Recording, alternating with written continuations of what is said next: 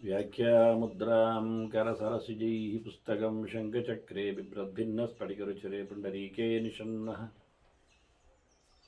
अम्लानश्रीरवृतविशदैरंशभिप्लावयन् मामाविर्भूयादनगमहिमा मानसे वागधीशः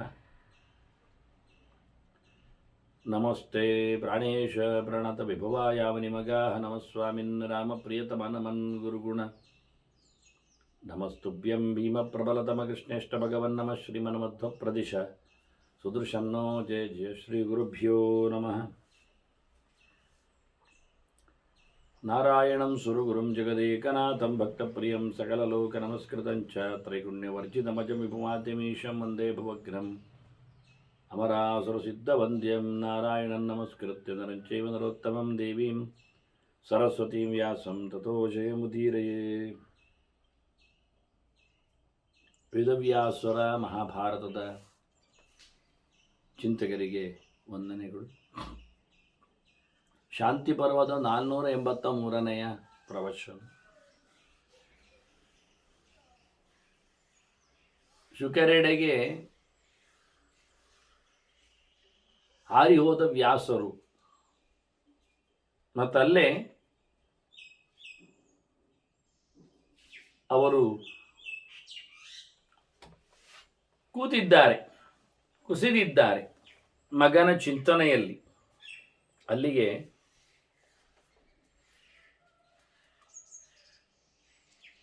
ರುದ್ರದೇವ ಬಂದ.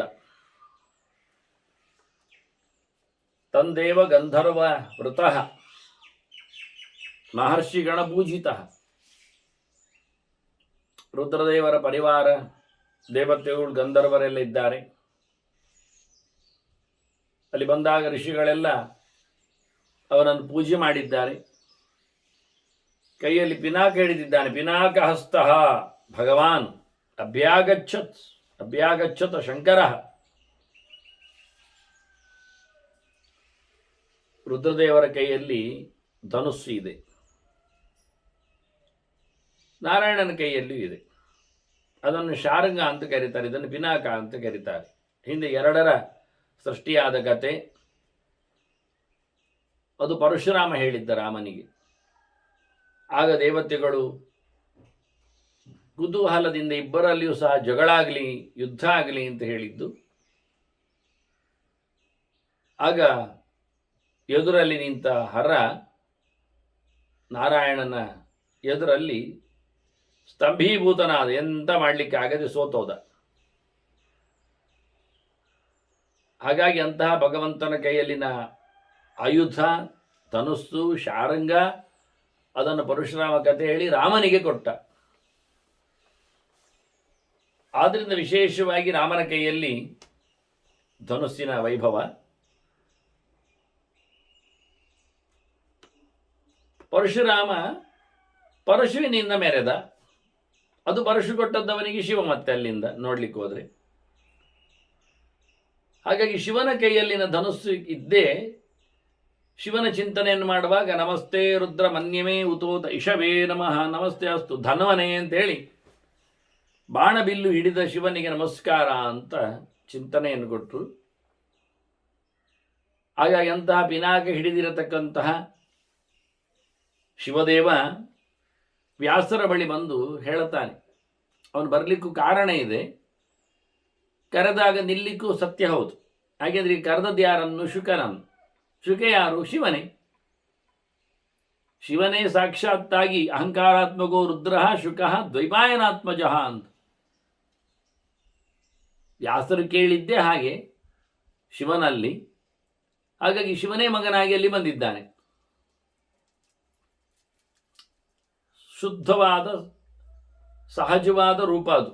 ದುರ್ವಾಸರಂತೆ ಶಿವನ ರೂಪ ಹೇಗೆ ದುರ್ವಾಸ ಆಗಿದ್ದಾನೋ ಅದರಂತೆ ಶಿವನ ರೂಪ ಇನ್ನೊಂದು ಶುಕ. ಹಾಗಾಗಿ ಶುಕನನ್ನು ಹುಡುಕಿ ಹೊರಟ ವ್ಯಾಸರಿಗೆ ಶುಕ ತಪ್ಪಿ ಹೋದಾಗ ಶುಕನದ್ದೇ ರೂಪನಾಗಿ ನಿಂತ ಶಿವ ಅಲ್ಲಿ ಬರುವುದು ಸಹಜ ಆಯಿತು. ಶಿವ ಬಂದು ಹೇಳುತ್ತಾನೆ, ಅವನು ಹಾಗೆ ಅಂದರೆ ನಿನ್ನ ಮಗನಾಗಿ ಹುಟ್ಟಿದವ, ಅವನು ತನ್ನನ್ನು ಹೇಳು ಸತತ ಲಕ್ಷಣ, ಅವನು ಪಂಚಭೂತಗಳದ್ದೇ ಸ್ವರೂಪ ಅಲ್ವಾ, ಅದರದ್ದೇ ವ್ಯವಸ್ಥೆ ಅಲ್ವಾ, ಹಾಗೇ ಇದ್ದಾನೆ ಪೌರುಷದಲ್ಲಿ ಅವನು. ಮತ್ತೆ ತಪಸ ತಪಸಮೃತ, ನಿನ್ನದು ತಪಸ್ಸಿನ ಮೂಟೆ ಅದು. ಮತ್ತೆ ಹೇಳಲಿಕ್ಕೆ ಹೋದ್ರೆ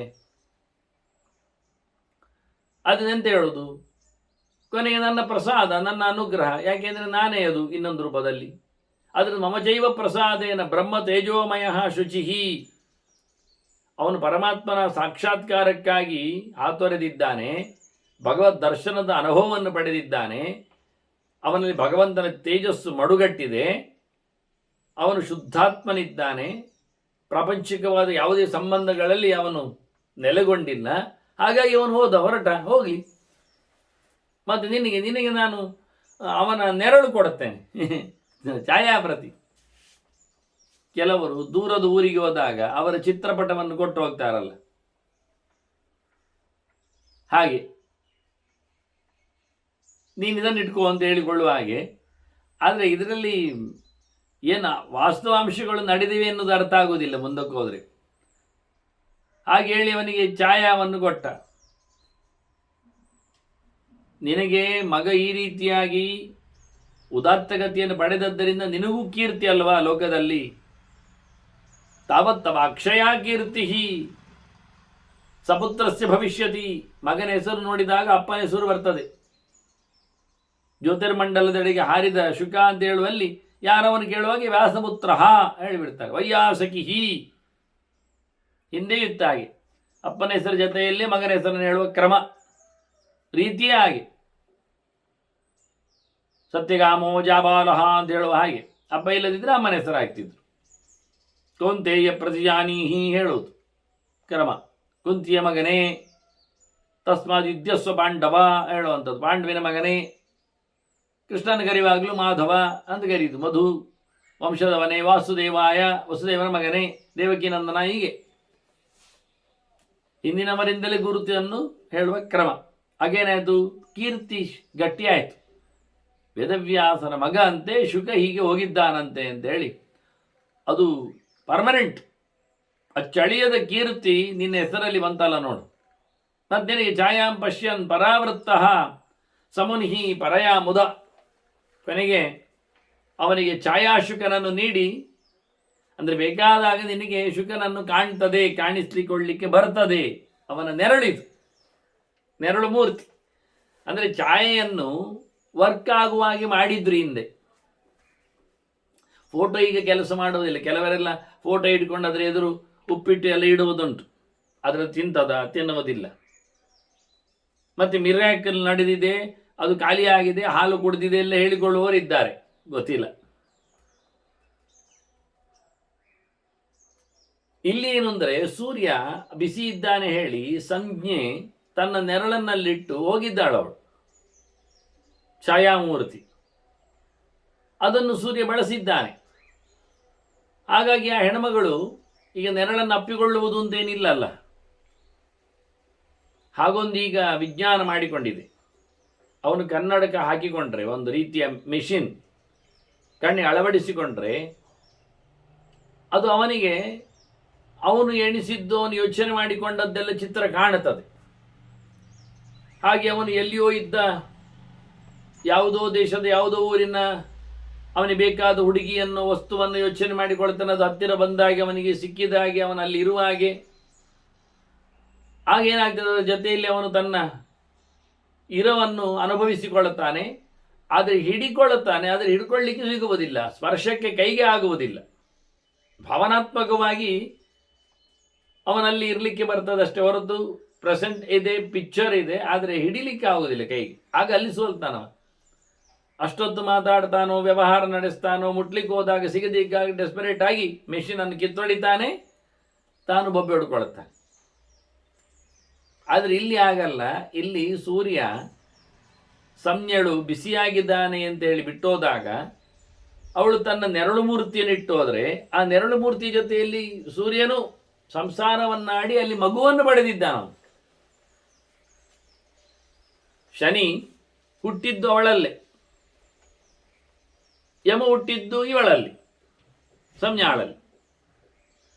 ಆದ್ರಿಂದ ಆಗುವುದಿಲ್ಲ ಅಂತೇನಲ್ಲ, ಅಲ್ಲಿಯ ಕ್ರಮ ಹಾಗಿತ್ತು. ಛಾಯಾಮೂರ್ತಿ ಎನ್ನುವುದು ಡಿಟೋ ಮತ್ತೊಂದು ಡೂಪ್ಲಿಕೇಟ್ ಅಂತ ಅರ್ಥದಲ್ಲಿ ನಾವು ಅರ್ಥ ಮಾಡಬೇಕು. ನೆರಳು ಅಂತ ಅರ್ಥಪೂರ್ಣ ಮಾಡುವುದಲ್ಲ.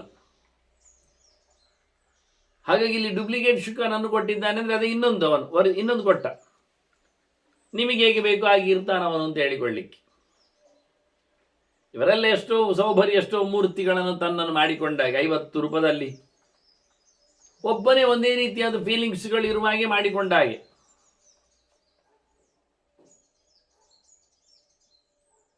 ಅದರಂತೆ ಇಲ್ಲಿ ಛಾಯಾಶುಕನನ್ನು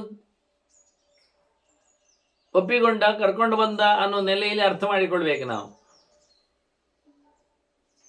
ಮುಂದೆ ಅವನಿಗೆ ಭಾಗವತ ಪಾಠವ, ಮುಂದೆ ಅವನೇ ಲೋಕದಲ್ಲಿ ನೆಲೆಗೊಂಡದ್ದ, ಮದುವೆ ಹಾಕಿಕೊಂಡೆಲ್ಲ. ಆಶುಕ ಇಲ್ಲವೇ ಉತ್ತರ ಮತ್ತೆ ಬರುವುದಿಲ್ಲ. ನಿಜವಾಗಿ ಒಂದೇ ವಸ್ತುವಲ್ಲ. ಈಗ ಛಾಯೆಯಲ್ಲಿ ಓಡುದು ಕೇಳಿದ್ರೆ ಮತ್ತೆ ಛಾಯೆ ಸಂಜ್ಞಾಳಲ್ಲಿ ಐಕ್ಯವನ್ನು ಪಡಿತಾಳೆ, ಹೋಗಿ ಬಿಡ್ತಾಳೆ. ಮತ್ತೆ ಅವಳೇ ಅದು ಸೃಷ್ಟಿ ಮಾಡಿದ, ಅವಳೇ ತನ್ನಲ್ಲಿ ಲೀನಗೊಳಿಸ್ತಾಳೆ. ಅದರಂದು ಇಲ್ಲಿಯ ಪ್ರಕ್ರಿಯೆಗಳು. ಇದು ವಿಚಿತ್ರವಾದದ್ದು. ಇದು ನೀಳ ರಾಧೆಯಂತೆಯೂ ಅಲ್ಲ ವಾಸ್ತವವಾಗಿ ನೋಡ್ಲಿಕ್ಕೆ ಹೋದರೆ. ರಾಧೆ ಅದು ಎಳವೆಯಲ್ಲಿ ಯಶೋದೆಯ ಅಣ್ಣನ ಮಗಳಾಗಿ ಹುಟ್ಟಿದವಳು, ಅಲ್ಲೇ ಇದ್ದವಳು. ಕೃಷ್ಣನ ಸಾಕು ಮಗ ಅದು. ಕೃಷ್ಣ ಯಶೋದೆಗೆ ಸಾಕು ಮಗ ಕೃಷ್ಣ. ಹಾಗಾಗಿ ಸಮಸ್ಯೆ ಇಲ್ಲ. ಅಣ್ಣನ ಮಗಳು ರಾಧೆ ಸ್ವಲ್ಪ ಬೆಳೆದವಳು, ಹಿರಿಯಳು. ಅದು ಬಹಳ ಚಂದವಾಗಿ ಕೃಷ್ಣನಿಗೆ ಉಪನಯನದ ಮೊದಲೇ ಮದುವೆ ಆಗಬೇಕು ಅಂತ ತಪಸ್ಸು ಮಾಡಿಕೊಂಡು ಹುಟ್ಟಿದವಳು. ಹಾಗೆ ಆಗಿಕೊಂಡ್ಳು ಕೃಷ್ಣ ಜೊತೆಯಲ್ಲಿ. ಕೊನೆಗೆ ಈ 6 ಮಹಿಷಿಯರಲ್ಲಿ ಒಬ್ಬಳು ನೀಳ ಇದ್ದಾಳಲ್ಲ, ನಾಗರಜಿತಿ, ಅವಳಲ್ಲಿ ಇವಳು ಐಕ್ಯಳಾಗ್ತಾಳೆ ಕೊನೆಗೆ. ಕೃಷ್ಣ ಮದುವೆ ಆದ ನಂತರ ನೀಳಾಲನ್ನು ಮದುವೆ ಆದ ನಂತರ ಬೇರೆ ಕಡೆಯಲ್ಲಿ ಹುಟ್ಟಿದ್ದಾಳು ಅವಳು. ಈಗ ಅಂದರೆ 2 ರೋಲನ್ನು ಪಡೆದಿದ್ದಾಳೆ. ಹೀಗೆ ಮತ್ತೆ ರಾಧೆ ಇಲ್ಲ. ಹೇಗೆ ಐಕ್ಯಲಾದ್ಲು, ದೇಹ ಬಿಟ್ಟುಕೊಂಡು ಎನ್ನುವುದು ಅರ್ಥ ಆಗುವುದಿಲ್ಲ. ವಿದುರ ಧರ್ಮರಾಜನಲ್ಲಿ ಐಕ್ಯ ಆದಾಗ ದೇಹ ಬಿಟ್ಟಿದ್ದಾನೆ. ಹಾಗೊಂದು ರೀತಿ ಇತ್ತು. ಕಾಳಿ ದ್ರೌಪದಿಯಲ್ಲಿ ಐಕ್ಯವನ್ನು ಪಡೆದಾಗ ದೇಹವನ್ನು ಬಿಟ್ಟಿದ್ದಾಳೆ. ಅವರಿಬ್ಬರು ಒಂದೇ ರೋಲ್, ಅದು ಬೇರೆ ಬೇರೆ ಕಡೆಯಲ್ಲಿ ಹುಟ್ಟಿದವರು. ಹಾಗೆ ಇಲ್ಲಿ ರಾಧೆ ಬೇರೆ ಆದ್ದರಿಂದ, ಬೇರೆ ಕಡೆ ಹುಟ್ಟಿದ್ದರಿಂದ ಐಕ್ಯರಾದಾಗ ದೇಹ ಬಿಟ್ಟದೆ ಎಂದು ಹೇಳಬೇಕಾಗ್ತದೆ. ಆದರೆ ಛಾಯಾಳು ಹಾಗಲ್ಲ, ಬೇರೆ ಕಡೆಯಲ್ಲಿ ಹುಟ್ಟಿ ಬಂದವಳಲ್ಲ. ಇವಳದ್ದೇ ನಿರ್ಮಿತಿ. ಅದನ್ನು ಐಕ್ಯ ಆಗುವುದು ಬೇರೆ ಆಗುವುದು ಇದ್ದಾಗೆ. ಕೆಲವು ಮೆಜಿಷಿಯನ್ಸ್ ಒಂದು ಕಡೆಯಲ್ಲಿ 2 ಕಡೆ ತೋರಿಸ್ತಾರಲ್ಲ, ತೆಗೆದು ಮತ್ತೆ ಒಂದೇ ಕಡೆ ಮಾಡಿಬಿಡ್ತಾರಲ್ಲ. ಒಂದು ಪಾರಿವಾಳದಿಂದ 2 ಪಾರಿವಾಳ ಮಾಡಿ ಮತ್ತೆ ಒಂದೇ ಪಾರಿವಾಳ ತೋರಿಸ್ತಾರೆ. ಒಂದು ಚೆಂಡಿನಿಂದ 2 ಚೆಂಡು ತೋರಿಸಿ ಮತ್ತೆ ಒಂದೇ ಚೆಂಡು ಮಾಡಿ ತೋರಿಸ್ತಾರೆ. ಹಾಗೆ ಕಣ್ಣಿಗೆ ಕಾಣುವಂತೆ ಅಂತ ಕಣಕಟ್ಟು. ಅದರಂತೆ ಇಲ್ಲಿ ಯೋಗದ ದರ್ಶನದಲ್ಲಿ ಶುಕ ಇನ್ನೊಂದು, ಶುಕ ಒಂದೇ. ಹಾಗಾಗಿ ಭಾಗವತ ಹೇಳುವಾಗ ಅವನೇ ಇರ್ತಾನೆ, ವ್ಯವಹಾರದಲ್ಲಿ ಇಲ್ಲಿಂದೊಬ್ಬ ಇರ್ತಾನೆ. ಹಾಗೆ ಛಾಯಾಂ ಪಶ್ಯನ್, ಆ ಶುಕನನ್ನು ನೋಡುತ್ತಾ ಬಹಳ ಖುಷಿಪಟ್ಟು ಹಿಂತಿರುಗಿದ ವ್ಯಾಸ. ಮತ್ತೆ ಅಲ್ಲಿಂದ ಬಹಳ ಚೆನ್ನಾಗಿ ಮುಂದೆ ವಿಶೇಷವಾದಂತಹ ಈ ಕಥೆ ಚಿಂತನೆ ಯಾರು ಕೇಳಿರ್ತಾರೆ, ಇದು ನಾರದರು ಮತ್ತೆ ವ್ಯಾಸರು ಹೇಳಿಕೊಂಡದ್ದು ಅಂತ ಭೀಷ್ಮ ಹೇಳಿಕೊಂಡಿದ್ದ. ಇಂತಹ ಪುರಾಣ ಪುರುಷರ, ಯೋಗ್ಯತಾ ಸಂಪನ್ನರ, ಅಪ್ಪಮಕ್ಕಳ ಸೈದ್ಧಾಂತಿಕವಾದ ವೇದಾಂತಿಕವಾದ ಕಥೆಗಳನ್ನೆಲ್ಲ ಯಾರು ತಿಳ್ಕೊಳ್ತಾನೆ, ಧಾರಣೆ ಮಾಡ್ತಾನೆ, ಧಾರೇದ್ಯ ಶಮಪರಃ ಸಗಚ್ಚೇತ್ ಪರಮಾಂಗತಿ, ಅವನು ಭಗವಂತನ ನಿಷ್ಠನಾಗಿ ಭಗವದೆಡೆಗೆ ಉತ್ತಮವಾದ ಗತಿಯನ್ನು ಪಡೆಯಲಿಕ್ಕೆ ಸಮರ್ಥನಾಗ್ತಾನೆ ಅಂತ. ಇಂತಹ ವೈಷ್ಣವರ ಚರಿತೆ ಎನ್ನುವುದು ಭಗವಂತನ ಎತ್ತರವನ್ನು ಬಿತ್ತರಿಸುವಲ್ಲಿಯೇ ಸಫಲ ಆಗ್ತದೆ ಅಂತ. ಧರ್ಮರಾಜ ಮತ್ತೆ ಪ್ರಶ್ನೆ ಕೇಳಿದ ಭೀಷ್ಮರಲ್ಲಿ, ಭೀಷ್ಮರೇ, ಯಾವ ಆಶ್ರಮದಲ್ಲಿ ಇರಲಿ, ಯಾರೇ ಆಗಲಿ, ಬ್ರಹ್ಮಚಾರಿ ಆಗಲಿ, ಗೃಹಸ್ಥನಾಗಲಿ, ವಾನಪ್ರಸ್ಥನೇ ಆಗಲಿ, ಸನ್ಯಾಸಿ ಆಗಲಿ, ಯೈಚ್ಛೇತ್ ಸಿದ್ಧಿಂ ಆಸ್ತಾತುಂ ದೇವತಾಂಕಾಮ್ರಜೇತ ಸಹ, ಅವನಿಗೆ ಸಿದ್ಧಿ ಆಗಬೇಕೀಗ. ಈಗ ಅವನಿಗೆ ಶುಕನ ಸಿದ್ಧಿ ಕಂಡು ಖುಷಿಯಾಗಿದೆ. ಪರಮಸಿದ್ಧಿಯನ್ನು ಪಡಿಬೇಕಾದರೆ ನಾನು ಯಾವ ದೇವತೆಯನ್ನು ಪೂಜಿಸಬೇಕು, ಯಾರನ್ನು ಶರಣು ಹೊಡಿಬೇಕು, ಯಾವ ದೇವತೆ ನಗಿಬೇಕು, ಯಾರಿಗೇ ಆಗಲಿ, ಬ್ರಹ್ಮಚಾರಿ ಆಗಲಿ, ಯಾವುದೇ ಆಶ್ರಮದಲ್ಲಿ ಇರಲಿ, ಅವನು ಅದು ನನಗೆ ಹೇಳಬೇಕು. ಮತ್ತೆ ಕುತೋಹ್ಯಸ್ಯ ಧ್ರುವ ಸ್ವರ್ಗ, ಶಾಶ್ವತವಾದ ಸ್ಥಾನ ಎಲ್ಲಿ ಉಂಟವನಿಗೆ, ಹೇಗೆ ಸಿಗ್ತದೆ? ಯಾರ ಅನುಗ್ರಹದಿಂದ ಅವನು ಹಿಂತಿರುಗಿದ ತಾಣವನ್ನು ಪಡಿತಾನೆ. ಕುತೋ ನೈಶ್ರೇಯ ಸಂಪರಂ, ಆತ್ಯಂತಿಕವಾದ ಸುಖ, ಅದಕ್ಕಿಂತ ಮಿಗಿಲಾದದ್ದು ಇಲ್ಲ, ಮತ್ತೆ ಕಳೆದು ಹೋಗುವುದಿಲ್ಲ, ಖಾಲಿ ಆಗುವುದಿಲ್ಲ. ಅಂತಹ ಶ್ರೇಯಸ್ಸು, ಪರಮಶ್ರೇಯಸ್ಸು ಅದು ಎಲ್ಲಿಂದ, ಹೇಗೆ, ಯಾರಿಂದ? ವಿಧಿನ ಕೇನ ಜುಹಿಯಾತ್ ದೈವಂ ಪಿತ್ರ್ಯಂ ತಥೈವಚ. ಸಹಜವಾಗಿ ನಾವು ಆಹುತಿಗಳನ್ನು ಕೊಡುವಾಗ, ಯಜ್ಞಯಾಗಗಳನ್ನು ಮಾಡುವಾಗ ಯಾರ ನೆಲೆಯಲ್ಲಿ ಮಾಡಬೇಕು? ಯಾರು ದೇವತೆಗಳನ್ನು ಕರೆದು? ದೇವ ಪಿತೃಕಾರ್ಯಾಭ್ಯಾನ್ನ ಪ್ರಮದಿತವ್ಯಂ ಅಂತ ಹೇಳಿ ದೇವತೆಗಳ ಪಿತೃಗಳ ಕರ್ಮ ಬಿಡಬಾರದು ಹೇಳ್ತಾರಲ್ಲ. ಹಾಗಾಗಿ ಯಾರನ್ನು, ಯಾವ ಪ್ರಕಾರದಲ್ಲಿ, ಹೇಗೆ? ಮುಕ್ತಷ್ಟಕಾಂಗದಿ ಗಚ್ಚೇತ್, ಮುಕ್ತನಾದವನು ಹೋಗುವುದಾದ್ರೂ ಎಲ್ಲಿಗೆ, ಏನು ಅಂತ, ಎಲ್ಲಿ ಅವನ ಗತಿಯ ಕಥೆ ಏನು? ಯಾಕೆಂದರೆ ಕೆಲವರು ಮುಕ್ತಿ ಅಂದರೆ ಇಲ್ಲಿಂದ ಹೋಗುವುದು ಅಂತ ಹೇಳಿಬಿಡ್ತಾರೆ. ಎಲ್ಲಿಗೆ ಎಲ್ಲಿಗೆ ಅಂತೇಳಿ ಹೋಗ್ತಾ ಇರೋದು, ಎಲ್ಲಿಗೆ ಹೋಗುದೆ? ಇದು ಒಳ್ಳೆ ಕಥೆ ಆಯ್ತಲ್ಲ. ಮತ್ತು ಹಿಂದಿನವರೆಲ್ಲ ಮೋಕ್ಷವನ್ನು ಪಡೆದಿದ್ದಾರೆ, ಹೋಗ್ತಾ ಇದ್ದಾರೆ. ಈಗ ಅಯ್ಯ, ಇದು ಒಳ್ಳೆ ಕಥೆ ಆಯ್ತಲ್ಲ. ಒಂದು ವಿಷಯ ಎಂತ, ಅವರ ಹತ್ರ ಪ್ರಶ್ನೆ, ಅದಕ್ಕೆ ಸತತ ಊರ್ಧ್ವಗಮನ ಹೇಳ್ತಾರೆ. ಮೇಲಕ್ಕೆ ಹೋಗ್ತಾ ಇರೋದು ಹೇಳ್ತಾರೆ ಪುಣ್ಯಕ್ಕೆ, ಉದ್ದಕ್ಕೆ ಹೇಳುವುದಿಲ್ಲ ಅವರು. ಮೇಲಕ್ಕೆ ಯಾಕೆ? ಉದ್ದಕ್ಕೆ ಹೋದರೆ ನೀವು ಹೋಗಿ ನೋಡ್ತೀರಿ ಅಂತ ಅವರಿಗೆ ಗೊತ್ತು, ಎಷ್ಟು ಉದ್ದ ಹೋಗುವ ಅಂತ. ಅದಕ್ಕೆ ಬೇಡ, ಮೇಲಕ್ಕೆ ಹೇಳಿದ್ರು. ಮೇಲಕ್ಕೆ ನಮ್ಗೆ ಹೋಗ್ಲಿಕ್ಕೆ ಆಗುವುದಿಲ್ಲ, ಗೊತ್ತುಂಟು ಅವರಿಗೆ. ಹಾಗಾಗಿ ಮೇಲೆ ಮೇಲೆ ಮೇಲೆ ಹೋಗ್ತಾ ಇದ್ದಾರೆ. ಹೋಗ್ಲಿ ಮೇಲಕ್ಕೆ ಹೋಗ್ಲಿ. ಆದರೆ ಒಂದು ಪ್ರಶ್ನೆ ಅಂತ ಗೊತ್ತುಂಟ, ಅವರು ಮೇಲೆ ಹೋಗುವಾಗ ಕೆಳಗೆ ನೋಡುದಿಲ್ವಾ ಅಂತ ಪ್ರಶ್ನೆ. ಅವರಿಗೆ ಮೇಲಕ್ಕೆ ಹೋಗ್ತಾ ಉಂಟು ಗೊತ್ತಾಗುವುದಿಲ್ವಾ? ಇದು ಪ್ರಶ್ನೆ ಯಾವುದು ಅಂದರೆ, ಇಲ್ಲಿ ಒಂದು ಗಮ್ಮತ್ತಿದೆ. ಈಗ ಗ್ಯಾಸ್ ಪುಗ್ಗ ಅಂತ ಒಂದು ಬರ್ತದಲ್ಲ, ಮೊನ್ನೆ ಇತ್ತೀಚೆಗೆ ಮೈಸೂರಲ್ಲಿ ಬರ್ಸ್ಟ್ ಆದ ಕಥೆಯು ಕೇಳಿದ್ದೀರಿ. ಅದರದ್ದೇ ಸಿಲಿಂಡರ್ ಗ್ಯಾಸ್ ಹಾಕುವ, ಪುಗ್ಗಕ್ಕೆ ಗ್ಯಾಸ್ ಹಾಕುವ ಸಿಲಿಂಡರ್ ಬರ್ಸ್ಟ್ ಆದ್ದು ಅಂತ. ಮತ್ತು ಅದಕ್ಕೂ ಇನ್ನೊಂದು ಕತೆ ಕೇಳಿದ್ರಿ. ಒಂದಷ್ಟು ಮುದ್ದೆ ಬೆಲೂನ್ ತಗೊಂಡು, ಗ್ಯಾಸಿನ ಬೆಲೂನ್ ತಗೊಂಡು ಅಷ್ಟು ಮುದ್ದೆ, ಸುಮಾರೊಂದು 10-50 ಹಗ್ಗೆಯಲ್ಲೇ ಕಟ್ಟಿಕೊಂಡಿದೆ. ಅದನ್ನು ಮಗುವಿಗೆ ಕೈ ಕೊಟ್ಟ, ಸಣ್ಣ ಮಗು. ಅದು ಹಾರಿತು ಮೇಲೆ, ಬಹಳ ಎತ್ತರದವರು ಹೋಗಿಬಿಟ್ಟಿದೆ. ಮತ್ತೆ ಕೊನೆಗೆ ಏನೋ ಮಾಡಿದರು ಕೆಲಸ. ಹಾಗೆ ಬಹಳಷ್ಟು ಗ್ಯಾಸನ್ನು ಇಟ್ಕೊಂಡಾಗ ಮನುಷ್ಯ ಹಾರಲಿಕ್ಕೆ ಬರ್ತದೆ, ಅವನ ತೂಕ ಕಮ್ಮಿ ಇದ್ದಾಗ. ಹಾಗೆ ಈ ಪುಗ್ಗಗಳು ಬಿಟ್ಟದ್ದು ಎಲ್ಲಿ ಹೋಗ್ತವೆ? ಹೋಗ್ತದೆ ಮೇಲೆ. ಎಷ್ಟು ಮೇಲೆ ಹೋಗ್ತದೆ? ಹೋಗ್ತದೆ. ಇಲ್ಲ, ಅದು ವಾಯು ಮೇಲೆ ಹೋಗುವುದಿಲ್ಲ. ಯಾಕೆಂದರೆ ಒಳಗೆ ಗ್ಯಾಸ್ ಇದೆ ಎನ್ನುವುದು ಸತ್ಯ. ಅದರಿಂದ ಮೇಲಕ್ಕೆ ಒಯ್ತದೆ ಹಗುರವಾದ್ದರಿಂದ, ಅದು ಹೊರಗಿನ ವಾತಾವರಣದ ಗಾಳಿಗಿಂತ ಹಗುರವಾದ್ದರಿಂದ ಮೇಲಕ್ಕೆ ಹೋಗುವುದು ಎನ್ನುವುದು ಸತ್ಯ. ಆದರೆ ಮೇಲಕ್ಕೆ ಹೋದಾಗ ಟೆಂಪರೇಚರ್ ಚೇಂಜ್ ಆಗ್ತದೆ, ಅದರಿಂದ ಅದು ಅದರ ಕೇಸ್ ಒಡ್ಕೊಳ್ತದೆ, ಆಗುವುದಿಲ್ಲ. ಒತ್ತಡಗಳು ಹೆಚ್ಚು ಕಮ್ಮಿ ಆಗ್ತದೆ. ಮತ್ತು ಜಾಸ್ತಿ ನೀವು ಮೇಲಕ್ಕೆ ಹೋಗ್ತದೆ ಹೇಳುವಂಥದ್ದನ್ನು ಹೇಳಲಿಕ್ಕೆ ಬರುವುದಿಲ್ಲ.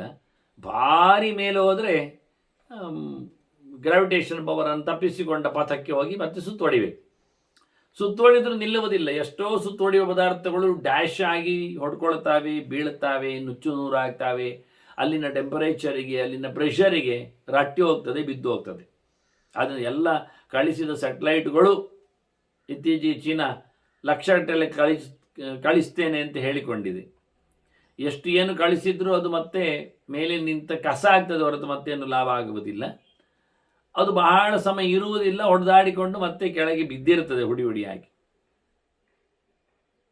ಅದನ್ನು ದಾಟಿ ಹೋಗ್ತಾನೆ ಹೇಳಬೇಕಿವ ಮೋಕ್ಷಕ್ಕೆ ಹೋಗುವ, ಮೇಲಕ್ಕೆ ಹೋಗುವುದು ಅಂತ ಅರ್ಥ ಮಾಡಿದರೆ.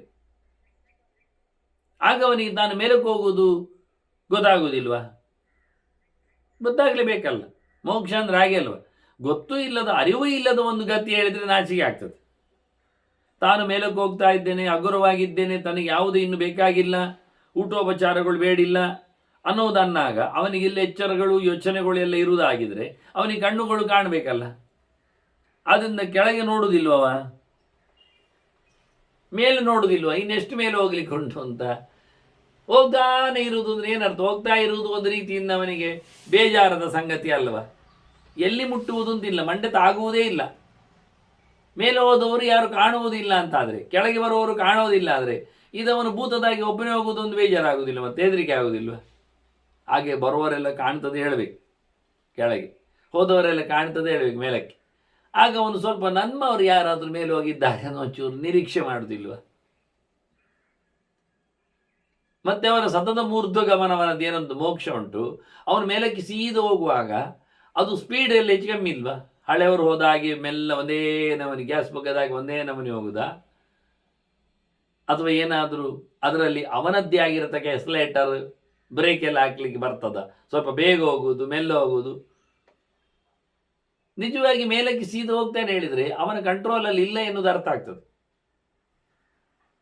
ಅವನಿಗೆ ಅಡ್ಡಾದಿಡ್ಡ ಹೋಗ್ಲಿಕ್ಕೆ ಬರುವುದೇ ಇಲ್ಲ, ಮತ್ತೆ ಸ್ಟ್ರೈಟ್ ವೇ. ಇದು ಕೆಲವೊಮ್ಮೆ ಬೆಡಿ ಬಿಡ್ತಾರಲ್ಲ, ಮೂಡೆ ಅಂತ ಹೇಳ್ತಾರಲ್ಲ,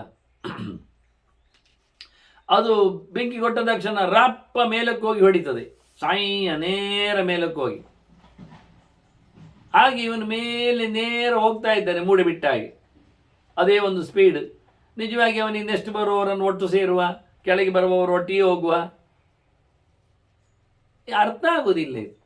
ಎಷ್ಟು ಸಮಯ ಅಂತ ಹೋಗ್ತಾ ಇರ್ತಾನೆ, ಎಂಥದ್ದು ಅಂತದು ಹೋಗುವಾಗ ಏನು ಖುಷಿ ಆಗ್ತದೆ ಇಲ್ಲ, ಎಷ್ಟು ಸಮಯ ಹಾರುವುದೇ ಖುಷಿ ಅನಿಸ್ತದೆ, ಗೊತ್ತಿಲ್ಲ. ಆದ್ರೆ ನೀವು ಕೇಳಿಬಿಟ್ಟ ಮುತ್ತಷ್ಟ ಕಾಂಗ ತಿಂಗಚ್ಚ ಮಾರೆ ಬಿಡುಗಡೆ ಅದನ್ನು ಹೋಗುದಾದ್ರೂ ಎಲ್ಲಿಗೆ ಒಂದು ಹೇಳಿಬಿಡಿ ಮಾರೆ, ಎಂಥದ್ದು ಹೋಗ್ತಾನೆ, ಹೇಗೆ ಹೋಗ್ತಾನೆ ಕೇಳಿಬಿಟ್ಟ. ಮೋಕ್ಷ ಅಷ್ಟೇ ಇವ ಕಿಮಾತ್ಮಕ ಅಲ್ಲ. ಮೋಕ್ಷ ಅಂದ್ರೆ ಏನು? ಬಿಡುಗಡೆ ಅಂದ್ರೆ ಏನರ್ಥ? ಎಲ್ಲಿಂದ ಎಷ್ಟರ ಮಟ್ಟಿಗೆ?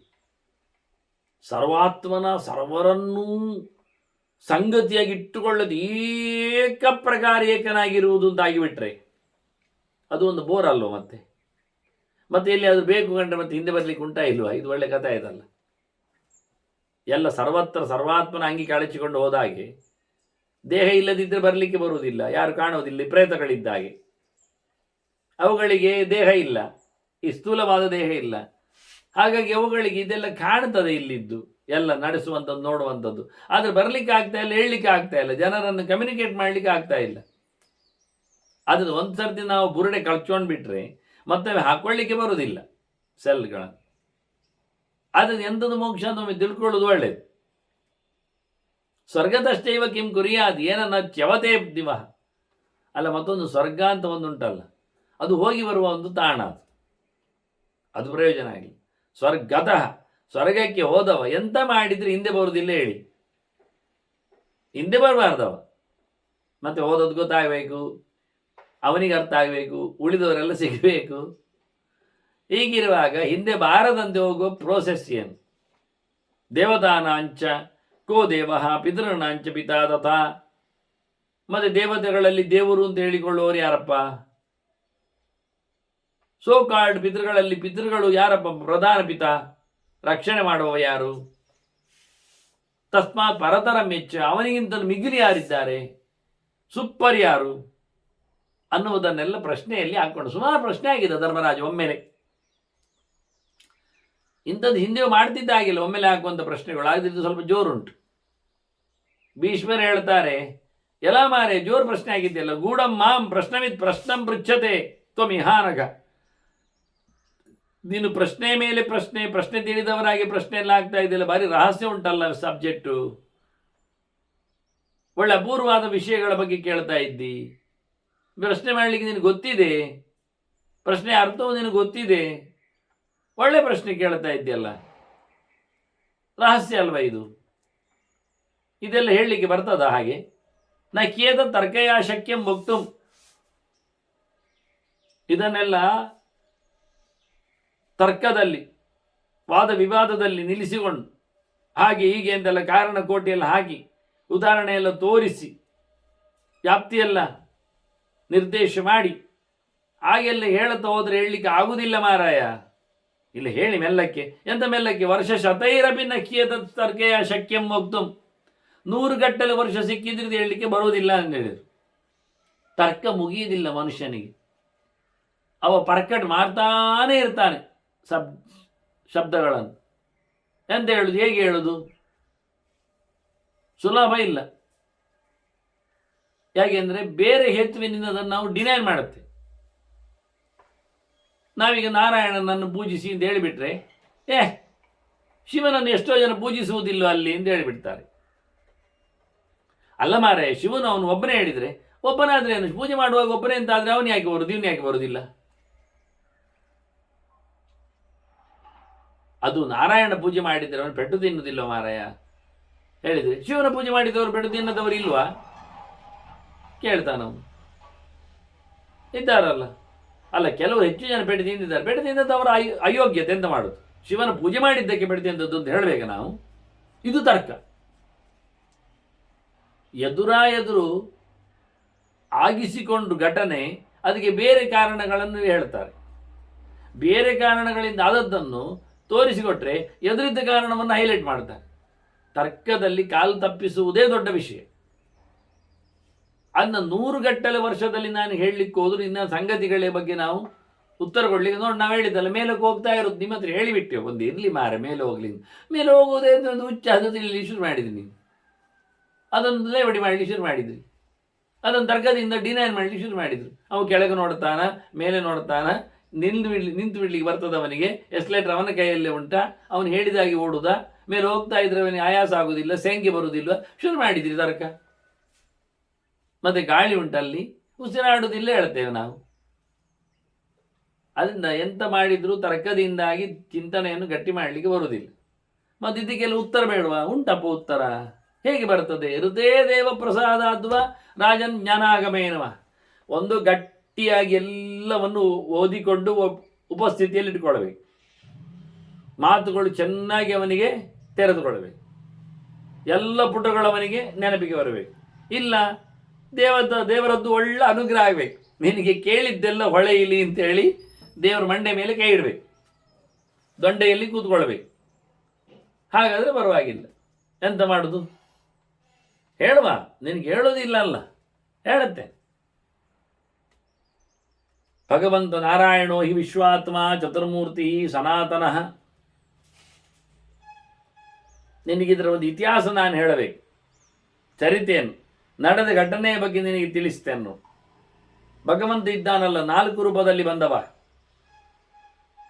ಹಿಂದೆ ನಾರಾಯಣ ಎಲ್ಲಿ? ಧರ್ಮಾತ್ಮಜ ಸಂಬಭೂವ. ನನಗಿದು ಕತೆ ಹೇಳಿದ ಪಿತೈವಮ್ಮೆ ಅಭ್ಯಭಾಷತ. ನನಗೆ ನನ್ನಪ್ಪ ಹೇಳಿದ ಕತೆ ಇದು. ಅವನಪ್ಪ ಶಂತನು, ನಿಜವಾಗಿ ರೂಪದಲ್ಲಿ ವರುಣನ್, ನೀರಿನ ಅರಸನು. ಹಾಗಾಗಿ ಅವನ ಜೊತೆಯಲ್ಲಿ ಗಂಗೆ ಇದ್ದದ್ದು. ಹುಟ್ಟಿದವ ಭೀಷ್ಮ ಗಂಗಾಪುತ್ರನೇ. ಹಿಂದಿನ 7 ನುಂಗಿ ಹಾಕಿದ್ದಾಳೆ ಅವಳು ಗಂಗೆಯಲ್ಲಿ. ಅದು ಹೇಳಿಕೊಂಡಿದ್ದಾರೆ ಅವರು ವಸ್ತುಗಳು. ಇವ ಪಾಪ ಪ್ರಾಯಶ್ಚಿತ್ತಕ್ಕೆ ಉಳಿದುಕೊಂಡವ. ಹಾಗಾಗಿ ನನಗೆ ನನ್ನ ಅಪ್ಪ ಹೇಳಿದ ಕಥೆ ಇತ್ತು. ಭೀಷ್ಮನ ಹೇಳ್ತಾರೆ, ಧರ್ಮದ ಮಗನ ಇದ್ದಾನಲ್ಲ, ಯಮಧರ್ಮನ ಮಗ, ಇವನಿಗೆ ಅದೇ ಕಥೆ ಹೇಳೋದು. ಮತ್ತೆ ಇವನೇ ಯಮ, ಧರ್ಮರಾಜನೇ ಯಮ, ಅವನದ್ದೇ ರೋಲ್. ಅದೇ ಧರ್ಮದೇವತೆ, ಅವನೇ ಯಮ. ಅವನಿಗೆ 4 ಮಕ್ಕಳಾಗಿದ್ದಾರೆ. ಧರ್ಮಸ್ಯ ದಕ್ಷದ್ವೈತರ್ಯಜ ನಿಸ್ವಮೂರ್ತ್ಯ ನಾರಾಯಣೋ ನರೈತಿ ಸದಮ ಪ್ರಭಾವಾತ್. ಧರ್ಮರಾಜನಿಗೆ, ಯಮಧರ್ಮನಿಗೆ ಮೂರ್ತಿ ಅಂತೇಳಿ ಹೆಂಡತಿ.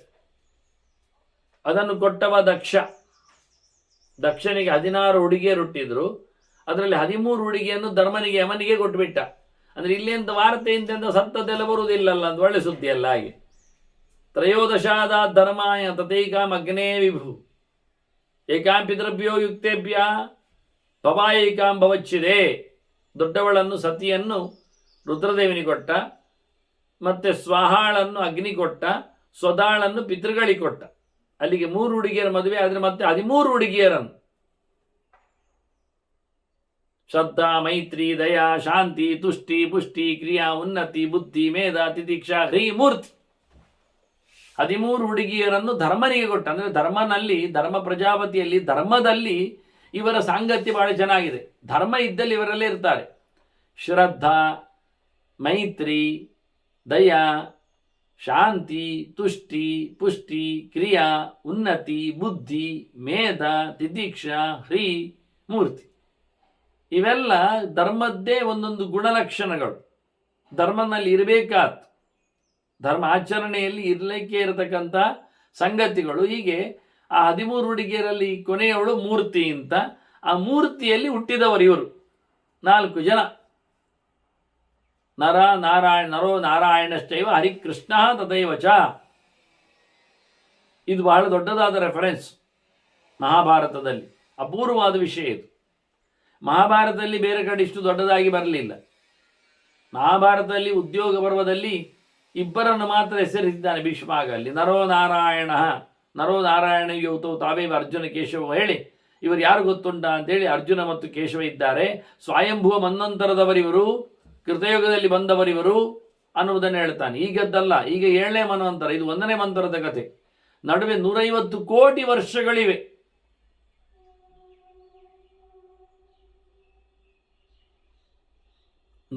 ಕೋಟಿ ವರ್ಷದ ಚರಿತ್ರೆಯನ್ನು, ನರನಾರಾಯಣರ ಚರಿತ್ರೆಯನ್ನು ಹೇಳುತ್ತಾ ಇದ್ದಾನೆ. ಆಗಿದ್ದದವರು ಅವರೀಗ ಕೃಷ್ಣ ಮತ್ತು ಅರ್ಜುನರಾಗಿ ಬಂದದ್ದು.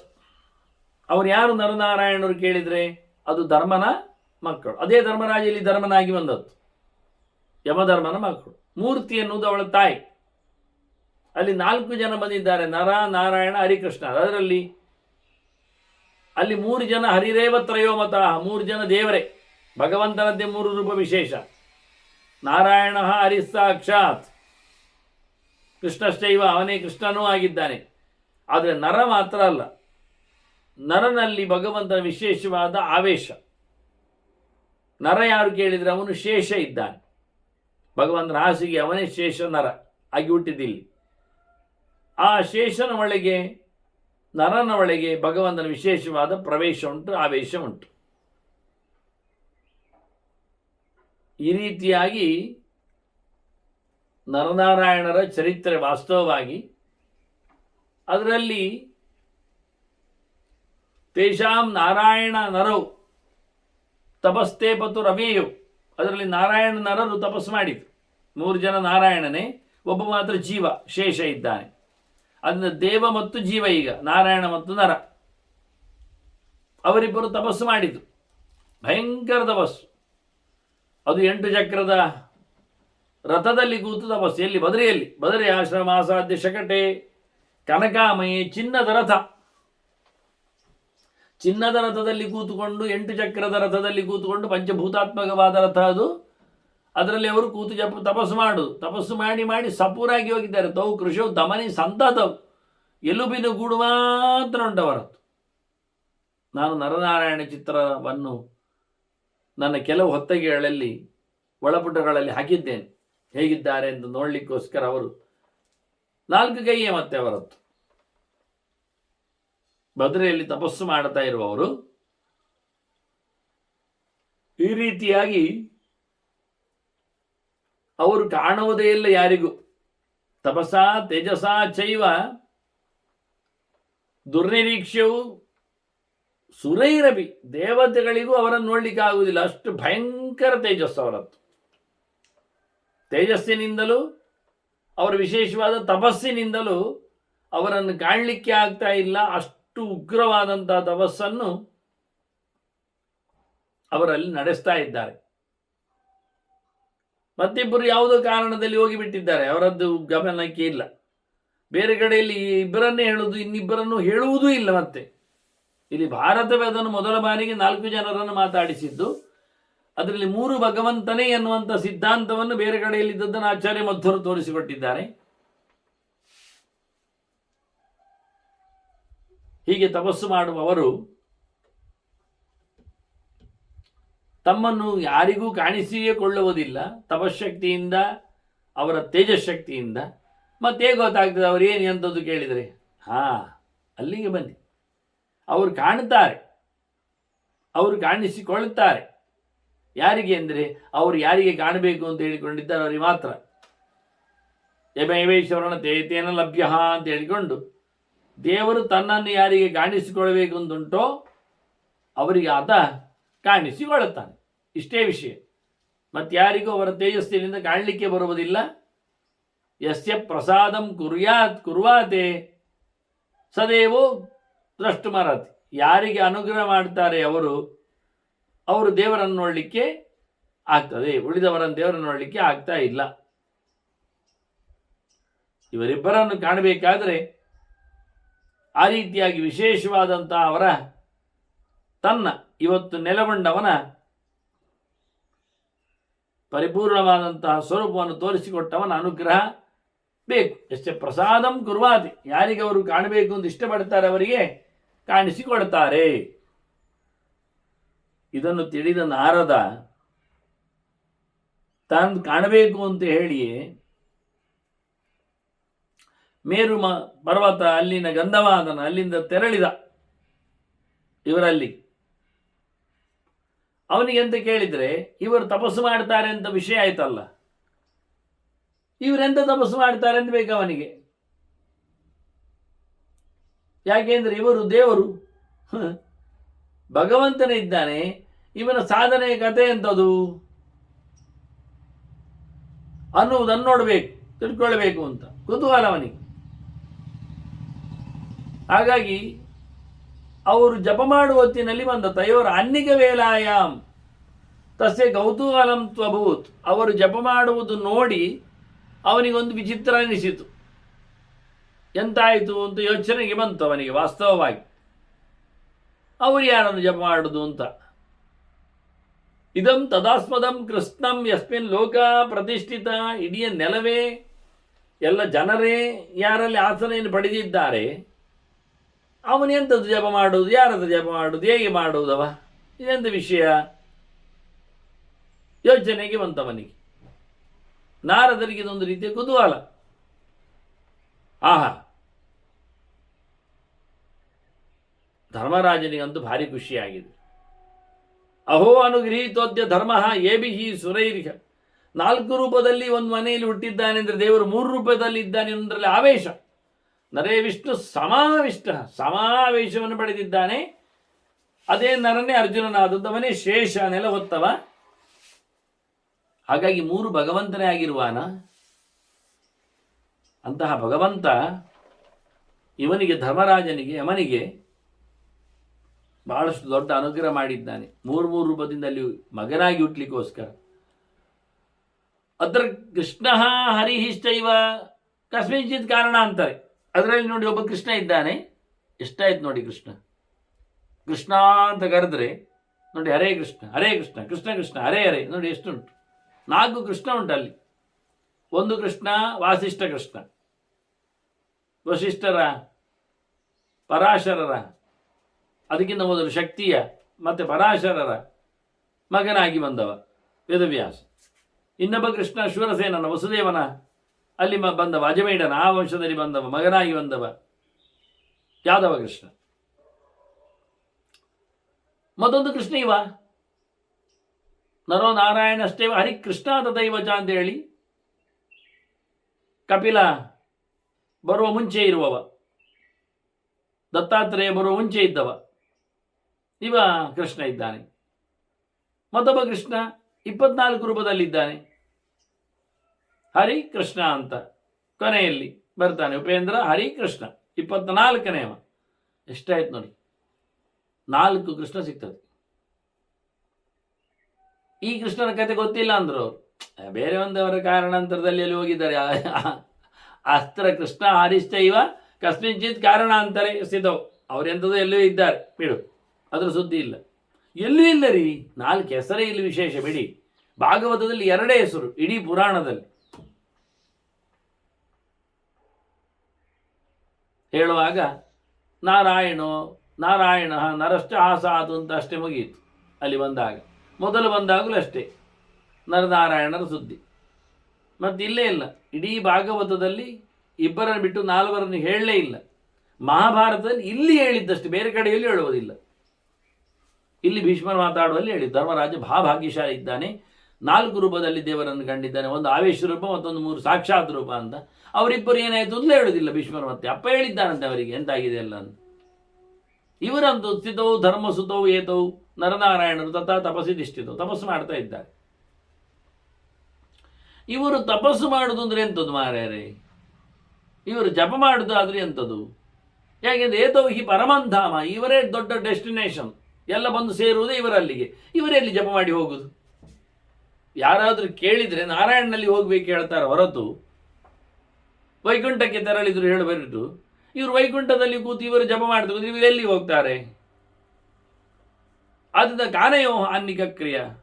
ಇವರದ್ದು ಜಪ ಅಂದರೆ ಎಂಥದ್ದು, ಅದೇ ವಿಷಯ. ಇವರು ಎಂಥ ಜಪ ಮಾಡ್ತಾರೆ,